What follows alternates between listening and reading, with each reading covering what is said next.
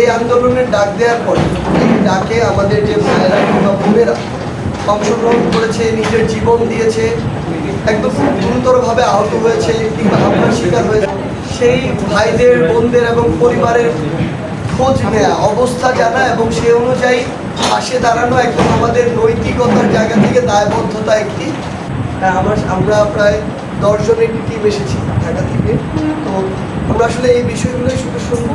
আর আরেকটা জিনিস আমরা আমাদের জায়গা থেকে বলি, মাননীয় প্রধান উপদেষ্টা নিজে বলেছেন, এটা সত্যি আমাদের স্বীকার করতে বিন্দু মাত্র দ্বিধা নেই যে এই প্রসেসগুলো যত দ্রুত হওয়া উচিত ছিল, স্টেপগুলো যত দ্রুত নেওয়া উচিত ছিল তত দ্রুত নেওয়া হয়নি। এবং তারপর আমরা আমাদের জায়গা থেকে বৈষম্য বিরোধী ছাত্র আন্দোলন এবং সরকার দুইটা আলাদা জায়গা।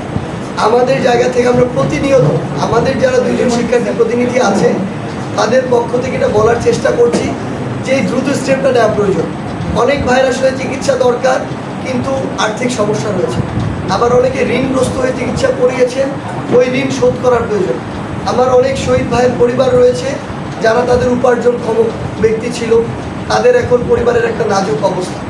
সেই জায়গা থেকে আমরা আমাদের জায়গা থেকে সর্বোচ্চ বলছি যে যত দ্রুত, প্রথম কথা হচ্ছে অবশ্যই আমার ওই ভাইদেরকে রাষ্ট্রীয়ভাবে শহীদের এবং বীরের মর্যাদা দেওয়া এবং তাদের জন্য একদম দীর্ঘমেয়াদে, স্থায়ী মেয়াদে একটি যে আর্থিক যে একটি সহযোগিতা, এটা একদম প্রয়োজন।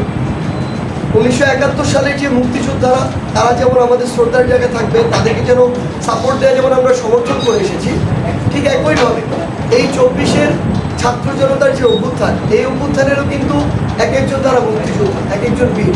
যে কোনো মাধ্যমে, যেই প্রসেসের মাধ্যমে তাদের বিচার হওয়ার কথা, সেই প্রসেসে অবশ্যই বিচার হইতে হবে।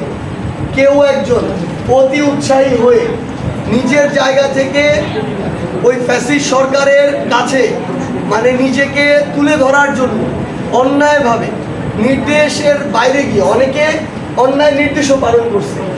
এই কাজগুলা যারা করছে, অন্যায়কারী অন্যায়কারী, সে যদি পুলিশের হয় পুলিশেরই, এটা আমার দেখার সুযোগ নাই।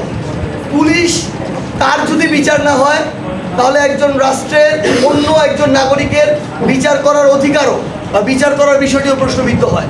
এবং এই যে কথাগুলো এখানে বলছেন নামগুলা, এটা অবশ্যই আপনার মিডিয়া দিবেন। এরপরে তার উপরে যদি কোনোভাবে চাপ আসে, আপনার সাথে থাকবেন, আমরা আছি।